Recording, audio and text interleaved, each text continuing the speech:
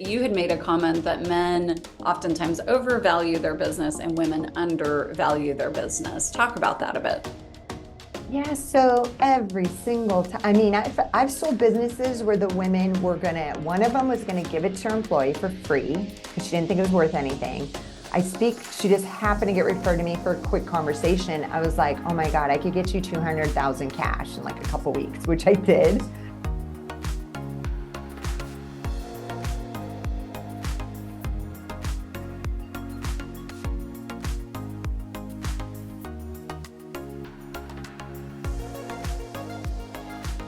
Christine, so good to see you. I can't believe it has been 3 years since we did an interview together to talk about all the amazing businesses you've built and sold. Time flies. I know, right? I can't believe you told me that. And I was like, I can't believe it. It was even before I started my firm. We have an awesome video of you on this channel on going through the different businesses you started and sold. So if folks want to watch that, please head over to womenwhoexit.com and watch Christine's video from a few years ago. But today we're going to talk about your new business. Just tell us a bit more about the firm and the focus and why you started the business. Yes, definitely. So it's the Magnolia Firm. And I always either say M&A advisor or business intermediary because broker is such a bad word in this industry, bad reputation. If anybody goes to the Magnolia Firm Instagram, I've got Broker Bob where I dress up as an old man and kind of pretty much make fun of them. So it's my little skits I do. So yeah, again, all the words are interchangeably and they mean the same thing. So then in 2021, people were coming up to me, friends of mine, girlfriends of mine.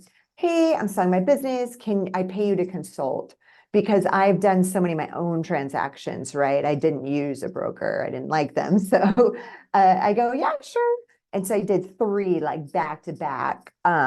And then another girlfriend of mine came. Yeah, it was just like word got out. And then it was just women, which is kind of, and I know Magnolia Firm, and we had this feminine vibe. But it was never like, oh, I'm only going to work with women.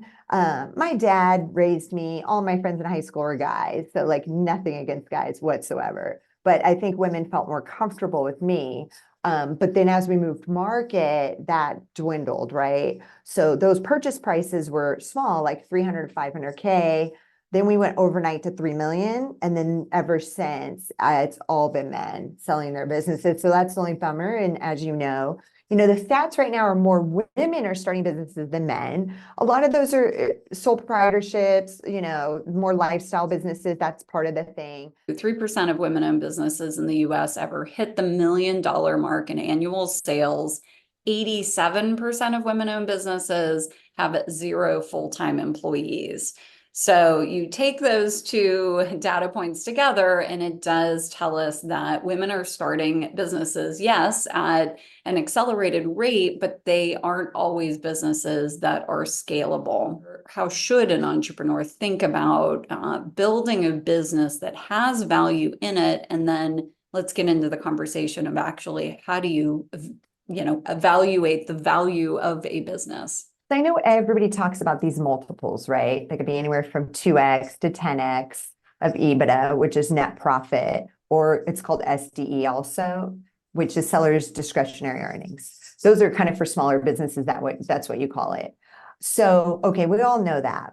But it's like, I push back on that, right? Because it's like you can have one business that is incredible. Team's been there forever, it's been business forever, et cetera. And then you can have one with a horrible reputation, team's turnover is insane. So like, why would you use the same exact valuation formula for both? Like that doesn't make any sense to me. So what we do is we take that as a foundation, as a guide, and then we build upon it. So, I could pull any gem out of any business because I'm looking outside in. Like even things the seller's like, whoa, I did build a cool company. Like, they're just over it and they're in the weeds and they don't see the value. And even myself, when I sold my spa, again, I ran the transaction myself, but I do this great slide deck, right? Kind of like when you pitch for raising capital. I'm like, why can't you make a deck when you pitch to sell your company?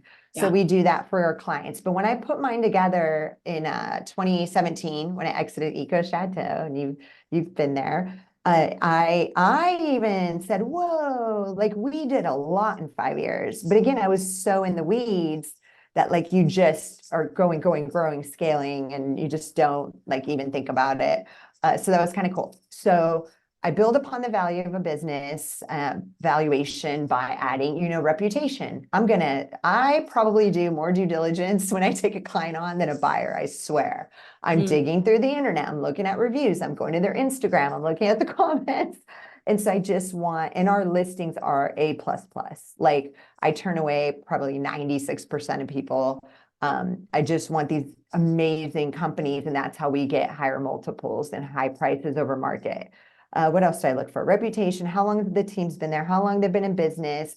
Is there systems in place? Does the owner only work about the sweet spot's 15 hours a week? That's how I can get them right out of the business after a couple months of training the new owner. Because I mean, if a business owner told me I worked 0 hours a week, nobody would believe them, right? If you are the face of the company, you need to start removing you as the face of the company, little by little. Again, in the beginning, it's hard, but if your face is all over the website, all over your Instagram, like if you're the only person working there, it's going to be very difficult to sell. I don't think you'll be able to exit. So yeah, just kind of offloading to your other team members, stripping yourself out of the business. The very last hat that all of us wear, every single owner I talk to, our listings, myself, is the sales hat. Nobody is going to sell as good as the owner. Nobody in any company. That's just the way, we all know that.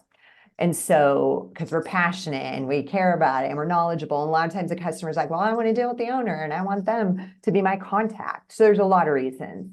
So that is the last hat to wear. It's fine, right? You might have an earnout. They might want to keep you on a little bit to offload kind of the clients on them, or you hire a biz dev person or salesperson, and I got one company doing that as they're listed, just kind of, proving that someone else can sell as much as the owner or close to it. What was happening every single time, this is another learning lesson, it's a fun industry because I've been learning as we go, that my friends included, all the women, I don't think it's happened with the men yet, to be honest, but I still prep them. The women end up getting really depressed about a month later. So they're happy, no more employees, no more stress, I got some money in the bank. And then a month later, they get really depressed. And then they would tell me, and I'm like, that's stress. Again, I'm a serial entrepreneur, so I'm just on to the next exciting venture. And what was happening was, one of them told me I had 60 employees reporting to me, like, I was a leader and people looked up to me and I was mentoring and like I had stuff to do. I had purpose, and that went away overnight. Boom, gone. You need at least 120,000 in net profit. And I'm going to tell you why. And that includes your salary. So add that back in. If you're able to leave and the new owner could just take it over. The reason being is 95% of our buyers are first-time business buyers leaving corporate hell. They got a taste of freedom during COVID. They went back to corporate. They're like, oh my God, this sucks. And then they're either pulling like a home equity line of their house that appreciated. They are getting SBA loans, most of them. The SBA, I know the interest rates are high right now, but the business is paying for that anyways. The business is servicing the debt. Yeah. So 120 isn't I don't know about San Diego, but no, most of the US, 120,000 can cover your cost of living. Why do you think men consistently overvalue their business and women consistently undervalue their business? It's a confidence thing for women, which is unfortunate. Yeah, so every single one calls me. I don't think it's worth anything, or I think it's only worth this much. I'm like, no, it's worth way more. Men, I don't know.